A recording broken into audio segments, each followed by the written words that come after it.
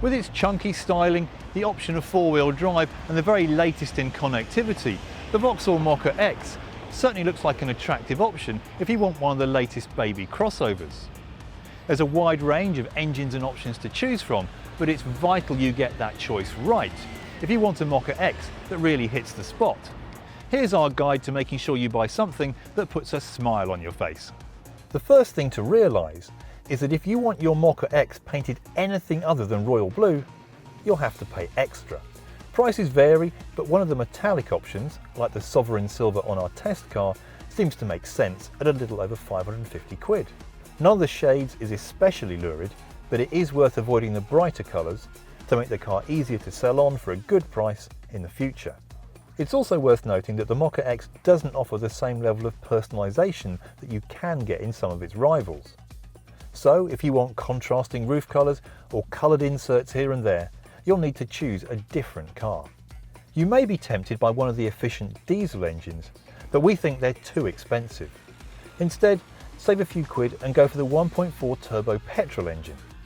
It doesn't feel quite as strong as it looks on paper, but it pulls well across the rev range and averages more than 40 miles to the gallon. We'd also stick with the standard 6-speed manual gearbox, because choosing the optional 6-speed automatic makes the car a fair bit slower and thirstier. Likewise, we wouldn't bother with 4-wheel drive.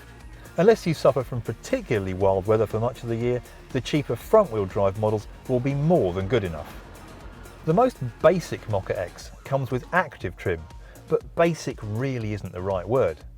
In fact, as standard it has Vauxhall's OnStar system, a 7-inch touchscreen to control the infotainment system, Bluetooth connectivity and dual zone climate control. Plus it looks the part with alloy wheels, skid plates and roof rails. Step up to design nav trim and it adds a bigger touchscreen and sat nav, and that makes it our favourite trim level. But the weird thing is that despite that extra equipment, its list prices are a couple of grand less. Why?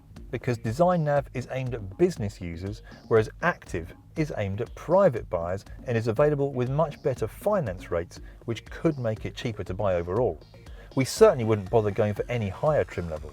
So yes, Elite does come with some extra leather trim and sports seats inside, as well as some extra bling outside, but it's not worth the extra that it costs.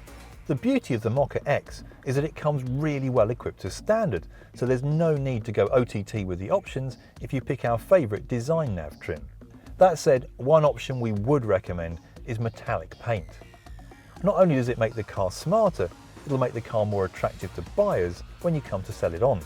If you think the interior is a bit dark, you could consider the tilt and slide sunroof, but we don't think it's totally necessary. On the other hand, given how restricted the view is out the back of the car, we think the very affordable rear view camera is a must-have. Last but not least, for those of you with what marketing types call an active lifestyle, there's also a wide range of accessories. This includes things like tow bars, roof boxes and cargo nets, as well as special carriers for bikes, kayaks, skis and surfboards.